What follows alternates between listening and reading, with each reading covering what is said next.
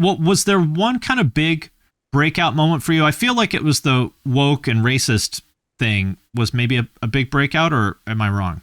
That was probably like that wasn't actually randomly like my biggest video, but no, I had like 5 or 6 ones before that. I was doing a lot of, it's kind of like peak the Trump era, and I was doing a lot of like both sides videos. If you, I don't know if you remember, but I did like the editor that sends footage to like Fox and CNN.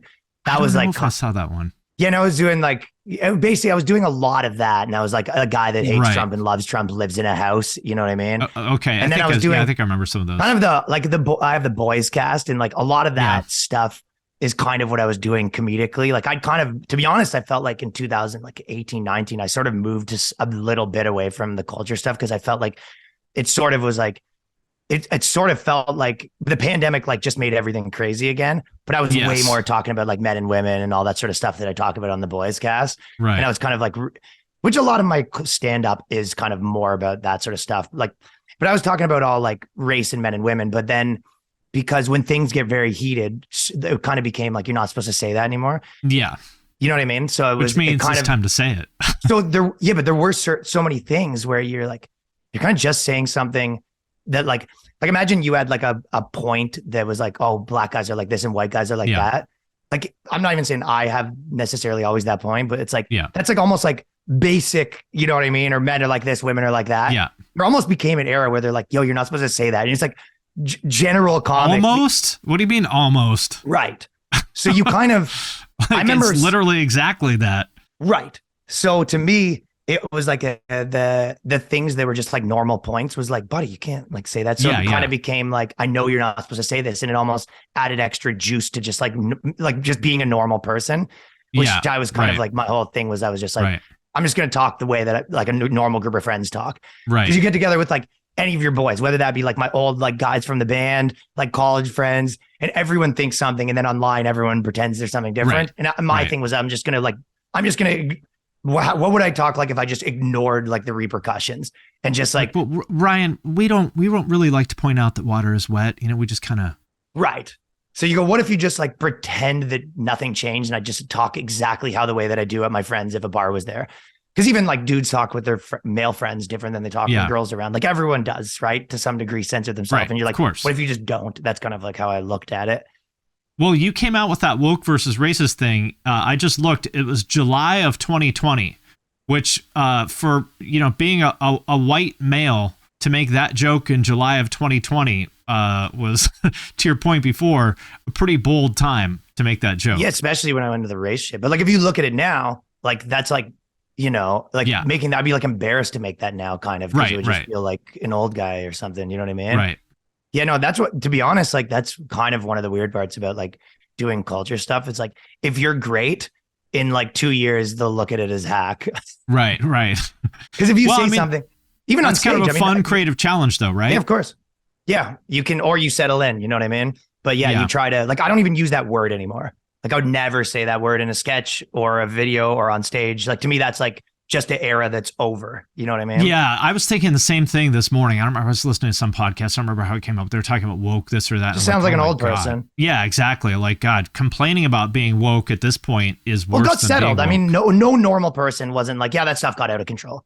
So it's like, okay, so yeah, right.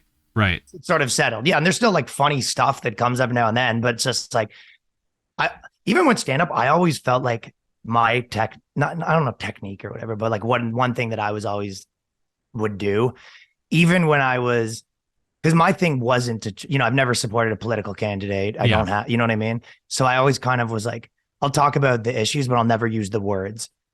You know what I mean? So it's like, because as soon as you say the words, people pinpoint you. And I'm doing stand up in like major cities for all sorts of different groups of people. My thing wasn't to like develop like some cult following that, you know, I'm preaching to. Right. So when you're kind of like if even like if you use the word like fat phobic, it's like everyone knows kind of like they can place you in their mind, which you don't, I feel like in stand up, you don't want to be placed. You want to be like water. So then you can, unless you want to be one of those people that just panders. Yeah, exactly. Which you probably don't. No, I mean, it's not, it's just like you're not like doing stand up anymore. No, you're not. It's just, that's the content factory. And like, I'm so jealous. Also, it's like of you're these. around people. I think that's the other thing. It's like I'm at the Comedy Cellar like every night. I'm in the clubs in New York City, which is the hub of the world. It's like You can't be that guy at those places. dude, everyone, you have to like also stand up's very like what your peers think matters. You know what I mean? Right, Like, right. It would just be embarrassing to be that guy that gets up there doing kind of hack. Well, I mean, there probably isn't even an opportunity. I feel like there's got to be like a whole separate kind of lane for people that just do that really hacky partisan stuff. yeah, I think it's one of the things. It's like an exit strategy. You know what Yeah. I mean? Like there's all those MAGA rappers that have nothing to do with like actual rap that'll just play like some Those guys are bar crushing it.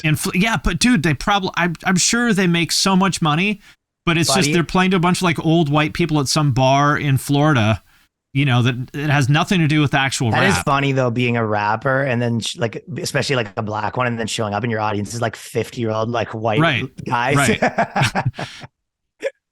Hey, I'm genuinely curious Dude, how the many amount of money that I've like turned down to not kind of like be involved like politically is I don't know what the best word would be, like painful, disgruntling. I don't know. Yeah. I don't know, whatever. Right. But like, yeah, like, like more money than I would make in a year, in a month, if I would, do these things. Go do this gig at this partisan political event that you don't want to be associated with, that kind of thing. Yeah, or do a TV show at this, political place, or Got do it. anything. I mean, there's comedians kind of control culture in a lot of the ways, right? So Yep. it's like always like political organizations are trying to, kind of get comedians to kind of endorse them. Then it kind of like, it makes them kind of, because their business model is like just be as inflammatory as possible, right? And then half the people hate you, half the people like you, and then that sort of leads to you being bigger. But it also leads to like, you don't really have cultural power. You only have, you know what I mean? You kind of just become like you become a reiteration of like consensus of what people you think, right? Yeah. So if so they always want to kind of, they're always trying to like woo people that, so it's almost like they can they're buying your brand to sort of like soften theirs in some way, if that makes sense. But Yeah, that's exactly. there's a lot of what it money is. in selling that, but it's just, I don't know. It's like I'm like in the middle of doing stuff I want to do. Like I'm not trying to throw away it all for a paycheck. I don't know, it'd be crazy.